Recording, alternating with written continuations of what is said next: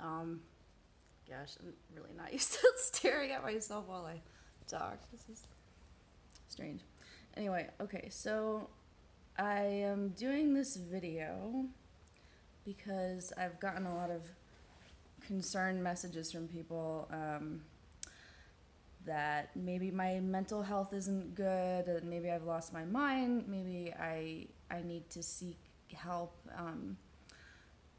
So I I'm making this video to show you that I'm not crazy, and I want to explain why I've been posting the things that I've been posting um, from my own experience in life and with medicine and health and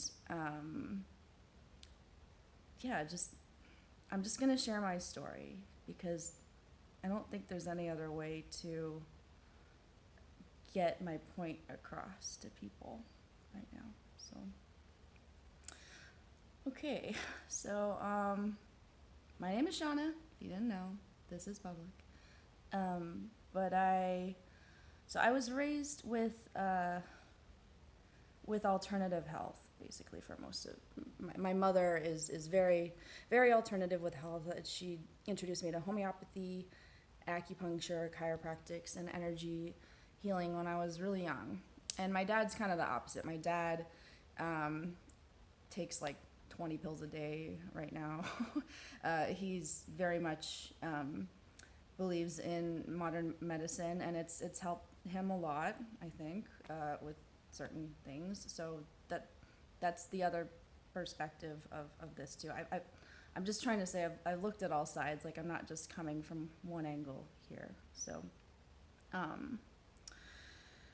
okay. So when I was little, I knew I wanted to sing and I wanted to act, and that was what I focused on throughout, from basically, 7 to college. I knew that's exactly what I wanted to do, and then I went to college because I grew up in Connecticut, and when you're in Connecticut, you come from somewhat of a wealthy, not wealthy, but like mid-range background. You go to college, so I went to college, and I didn't go to didn't go to class. All I did was eat. I ate everything in sight and didn't go to class, and I gained a whole bunch of weight basically, and I was super depressed, and I went back home for the summer and decided that I wasn't going to go back for another year, that I needed a break. And unfortunately, in that time of, well, not unfortunately, some good things happened. So in that time of me taking off, I ended up I went back to Connecticut, and I was auditioning for a whole bunch of stuff in New York, and I ended up getting this one job for Pokemon, doing singing in this Pokemon pop group. Yeah, we were called Johto, and so I got into this group, and they took a group picture of all of us, and I remember looking at the picture, and I thought I looked bloated and fat, and I was like, at 19, I was like, oh my god, I don't want to be like the fat Pokemon girl. So I started restricting my food, and unfortunately that turned into severe bulimia.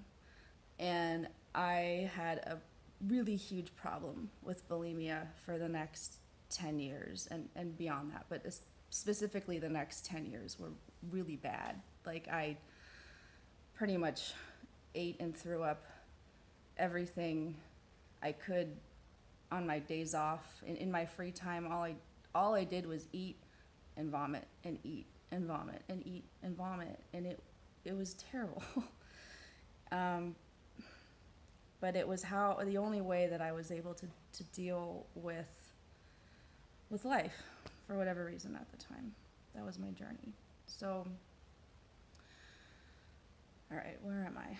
So, I'm in New York. I'm doing this Pokemon thing, and it didn't work out. I ended up working with a bunch of other producers trying to do solo acts and stuff, and what ended up happening in that industry was I was exposed to a lot of ugliness, a lot of sexual abuse. I was raped by one of my producers, and so many bad things happened that I was kind of like, okay, well, if this is what music is, if this is what the music industry is, I don't want any part of it. So I stopped singing. So that's the first important thing. I stopped singing. I stopped using my voice. And I ended up moving to, well, so there were also drugs involved in this, I'll have to say. Like, the only thing that really kept me from eating and vomiting everything in sight was cocaine. And so I developed a pretty intense relationship with cocaine. I think I went to rehab like 6 times, truthfully, for bulimia and cocaine. And never in those times that I really want to get better. Like, maybe there was one time that I actually wanted to get better, but it was a roller coaster ride. Like, I kept getting sent away. It wasn't like I really was ready to deal with my shit at that time. So I went to Los Angeles, thinking that maybe the acting world would be better than the singing world, and it wasn't. It was equally as terrible, and I had a really tough time there. And then I got into the party scene, and I started drinking a lot more. So then I was just drinking and vomiting all day, and that wasn't good either. This all kind of led me to pharmaceuticals. I ended up getting a prescription from a really fine doctor for just Adderall and Xanax, and I ended up losing a shitload of weight on the Adderall. I was taking like 90 milligrams of Adderall a day, and I looked good, but I started losing my frickin' mind, because you're not supposed to take 90 milligrams of Adderall a day. It's not good. And I realized I was losing my mind, so I stopped taking it, and I ended up having like a psychotic break, which, if you knew me in 2008, that's what happened. I lost my fucking mind, and I went back. My parents had moved to Arizona, and so I went to Arizona, and that was the beginning of me starting to heal, pretty much. So I went to Arizona. I completely stopped singing at this point, but I ended up getting back into karaoke, and I met somebody, and I moved to Phoenix with this person. And basically, the 10 years prior to that, I didn't have any relationships at all, because I had such a strong relationship with my eating disorder, and I didn't know how to let anybody else in. It was more important to me to throw up than it was to spend time with you. So, yeah, which is really sad, but it's true. So I moved to Phoenix with this person, and I realized very quickly after we moved in together that I'd made a huge mistake. But instead of saying that, I felt like I owed him something, because we moved from Sedona, and I made him basically leave his job and everything, and we were both living with our parents at the time, and I'm like, why don't we just try to grow up, try to do this ourselves? And so anyway, it didn't work, but I wasn't able to say that, so I stayed in the relationship. My eating disorder came back, and I was just kind of on this unhealthy path, and plus I had started taking birth control because I was having sex, for one of the first times regularly, and I didn't want to get pregnant. So I was on birth control for about a year, and I started getting really, really sick, and I didn't know what was wrong with me. I was living in Phoenix, so it's like 110 degrees anyway, but I was getting horribly, horribly overheated, to the point where, like, I couldn't even walk my dog. I would get down 3 flights of stairs, walk her like 100 feet, and have to sit down, and I could barely get back up the stairs, and I was just weak and extremely fatigued and dropping weight like nobody's fucking business. I couldn't keep any weight on, And I kind of liked it, but it was also kind of scary because I remember one week I ate like a whole pie, like the whole pie, and I was like, I've surely gained weight this week, and I lost like 5 pounds, and I was just like, okay, something's wrong. Like, do I have cancer? I really didn't know what was wrong with me. I went and got all these tests. 'Cause at first, like, I didn't have health insurance, so I was like, oh, it'll just go away. But it didn't. It got worse. Like, it was screaming at me, you know. And so the test basically didn't show anything was wrong with me at first, and so I really, it was a mystery. And eventually, my dad was like, "Why don't you check your thyroid?" Because both my parents had had thyroid issues in their lives, and so yeah, so they tested my thyroid, and lo and behold, my numbers were like off the fucking chart.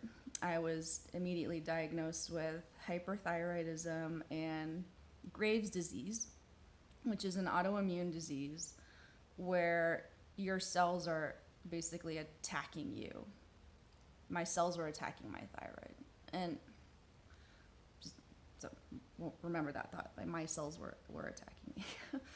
So since I had been raised on alternative health, I went to a naturopath, and she gave me all these herbs, and we were working on my immune system and my adrenal glands, but unfortunately the herbs weren't strong enough. I was too far gone, and I kept declining. And she was like, oh, you really need to go to an endocrinologist, and you need to actually like handle this through the medical community. So I went to this endocrinologist, and they put me on, I don't remember the name of the drug anymore, but it's a drug to help slow down your metabolism, to slow down your thyroid. So I did start to feel better, but I gained like 30 pounds in a month, like a pound a day. And I didn't realize it at first, but I remember looking in the mirror after a month, and I was just like, oh my God, like, this isn't okay. And, you know, as for someone who was very obsessed with their appearance and weight and all this stuff, like, that, it wasn't good for my mental health that I was stuck on this pill. So I stopped taking the pill, and all the doctors were like, okay, well, now your only options are you either have to get your thyroid cut out or you need to radiate it. And I was like, those are my only two options? And they were like, yeah. And my naturopath said the same thing.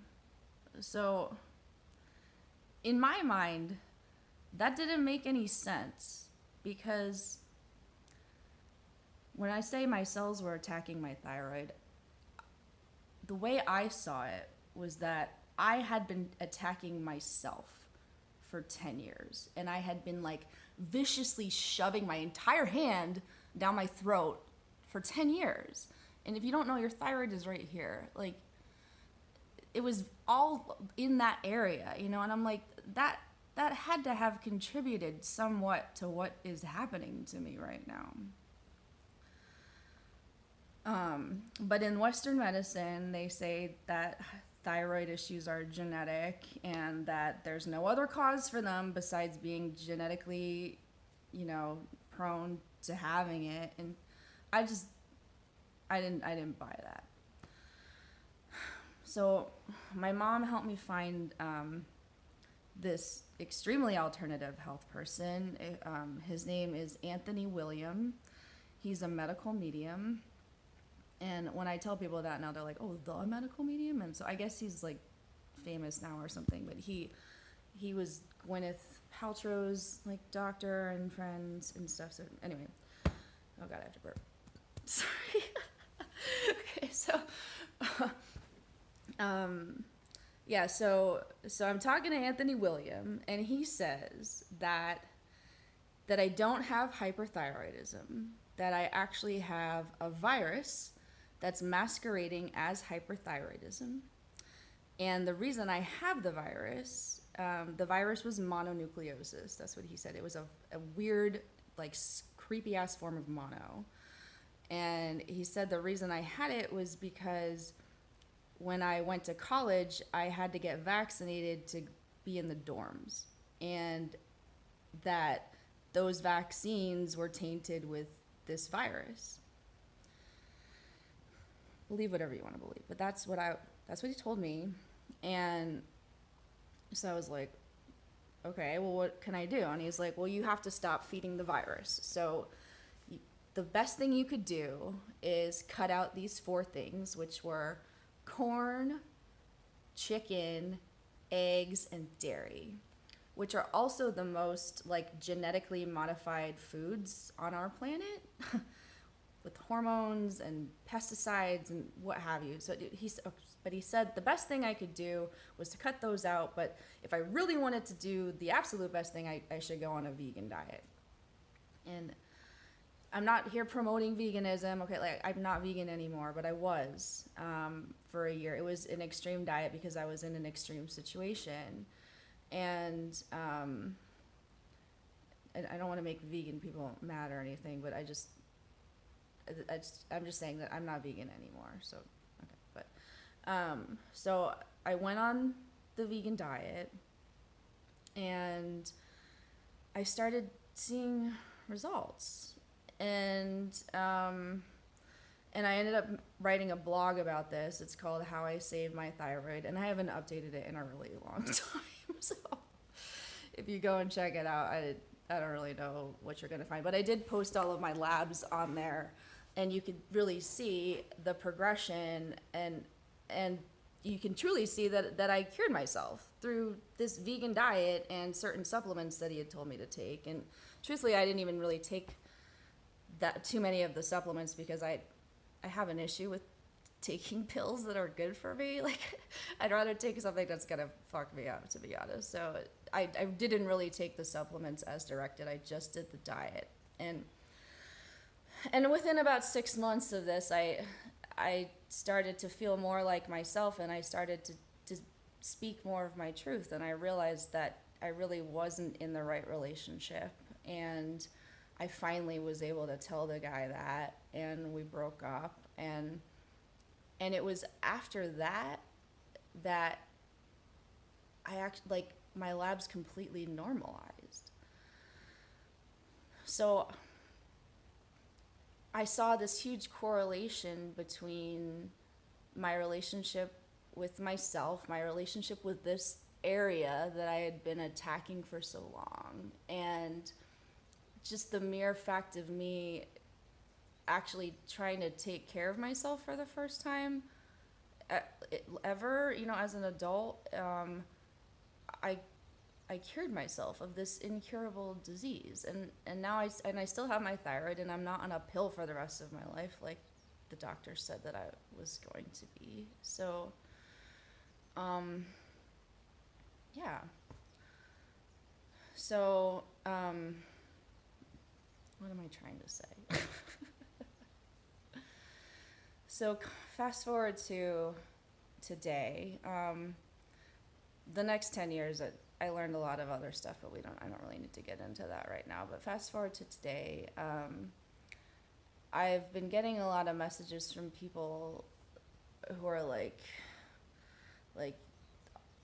basically saying that everything that I'm posting and believe to be true is BS, and that makes me disappointed because I don't think people realize that like I really am coming at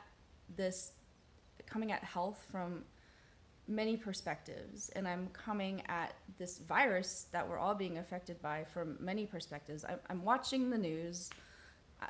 I'm watching what all you guys are watching, and all I see is fear and this promotion of this vaccine, which after everything that I went through, like, I don't want to take that. Like, that doesn't make any fucking sense to me. Like, I've already proven to myself that working on my relationship with myself, balancing myself, being in harmony with myself created a sense of ease rather than dis-ease. So what I didn't say through that relationship and that time was my boyfriend thought I was fucking nuts. Because he was born with really severe asthma, and modern medicine saved his life. So he really had a lot of respect for modern medicine in a different way, and he had a different relationship than I did. So he couldn't necessarily see my point of view. He was like, "Why don't you just take a pill? It'll fix it." And no, I think that's the easy way out. And at the end of the day, the pill is something that you're paying for that potentially has a shitload of side effects. Then you might have to be on it forever. And why would I want to be enslaved to a pharmaceutical company when I know that I can eat better and have a healthy relationship with myself, and I can thus be healthy as a result. So, yeah. So I've been digging for the truth. We'll put it that way. I don't think a universal vaccine is the answer to this situation. I mean, doctors are already coming out saying that the death rate is much, much, much lower than was first initially reported. That now that they've done studies and they actually have clinical research, they're finding that the death rate's really only about 0.0001% or something like that, which is kind of comparative to the flu. So, and I'm not saying that this virus is the flu. It's not. It is. I don't want it. But I don't want a vaccine to not have it. I want to take care of myself so I'm less prone to be vulnerable to it. And that's just how I feel. I don't feel that the government has the right to tell me that I have to be vaccinated in order to be a part of society. Like, no. I'm sorry. I just don't buy it. So this is 22 minutes long at this point. This is longer than I thought it was going to be. But that's my story, and that's my truth. And I'm going to keep digging. And I'm going to keep sharing. Because I don't think we're being told the fucking truth, and I want to know what the truth is. I do. And I think it's going to come out, and I think a lot of people, unfortunately, are going to be very shocked, and they're going to have a really hard time with the transition that we're currently going through, this energy shift. So that's why I keep sharing, is because I want to save the world. I'm worried about everybody, and I guess I'm just as worried about you as you are about me, and that's the irony of this all, is that, like, I care, and the fucking media is dividing all of us, and that's not okay. I miss my friends. I wish we could all just see things the same way, but we're never going to. We're human beings. We all have our own experiences that we share with each other and learn from each other. And maybe somebody will learn something from this story that I just shared, from this truth. So before I just start completely fucking crying, I'm gonna go. But thank you for listening to me, and I look forward to sharing more with you all.